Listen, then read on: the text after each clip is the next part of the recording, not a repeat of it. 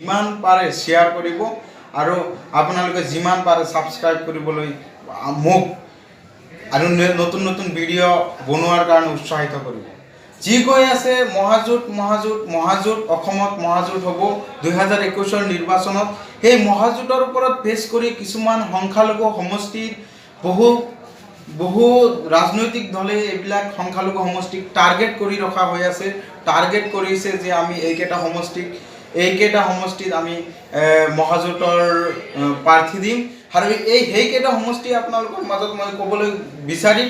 আৰু আপোনালোকে অলপ যদি মোৰ দৃষ্টিত সেইকেইটা সমষ্টিতকৈ বেছি থাকে তেনেহ'লে আপোনালোকে কমেণ্টৰ মাধ্যমত জনাব। মই নেক্সট ভিডিঅ'ত আপোনালোকৰ সেইকেইটা সমষ্টি তুলি ধৰিম। আৰু প্ৰথমে মই যিটো দেখা পাই আছোঁ বৰক্ষেত্ৰী সমষ্টিত মহাজোঁটৰ প্ৰাৰ্থী দিয়াৰ সম্ভাৱনা আছে। আছুৰ নেতৃত্বত আৰু বহু কৃষক মুক্তিৰ নেতৃত্বৰ মহাজোঁট হোৱাৰ সম্ভাৱনা আমি ইতিমধ্যে অলপ গম পাই আছোঁ।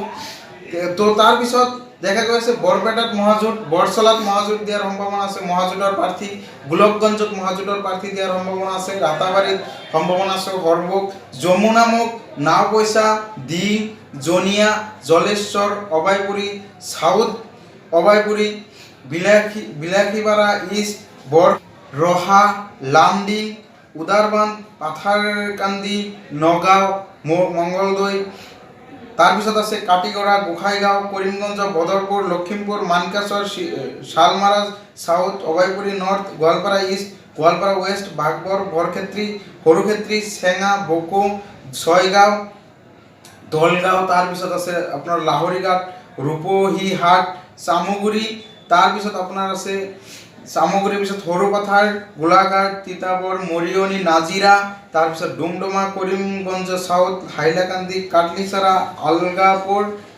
ধুবুৰী, গৌৰীপুৰ, বিলাসীপাৰা ইষ্ট, হাজো, ভৱানীপুৰ, ৰঙিয়া, হোজাই, আমগুৰি আৰু বহুকেইটা সমষ্টিত। এইকেইটা সমষ্টিত মই যিকেইটা তথ্য পাইছিলোঁ তথ্যৰ ভিত্তিত মই আপোনালোকৰ মাজত এটা লিষ্ট বনাইছিলোঁ।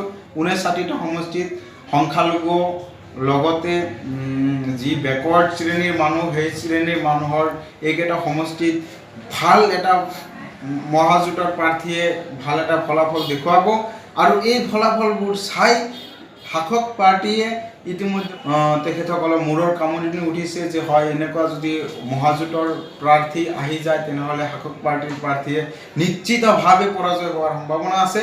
সেইকাৰণে 2021 নিৰ্বাচনটো খুবেই ক্ৰিটিকেল নিৰ্বাচন হ'ব আৰু ইয়াতকৈ যি অস্তিত্ব ৰক্ষাৰ নিৰ্বাচন বুলি কোৱা হয়, এই জাতি মাটি বেটি ৰক্ষাৰ কথা কৈ যি শাসনলৈ আহিছে তেখেতসকলে যেনেকুৱা ধৰণৰ প্ৰতাৰণা কৰিলে আৰু তেখেতৰ এগেইনষ্টত যি আপোনাৰ মহাজোঁট হ'ব সেই মহাজোঁটৰ প্ৰাৰ্থীৰ সম্ভাৱনা আছে জিকাৰ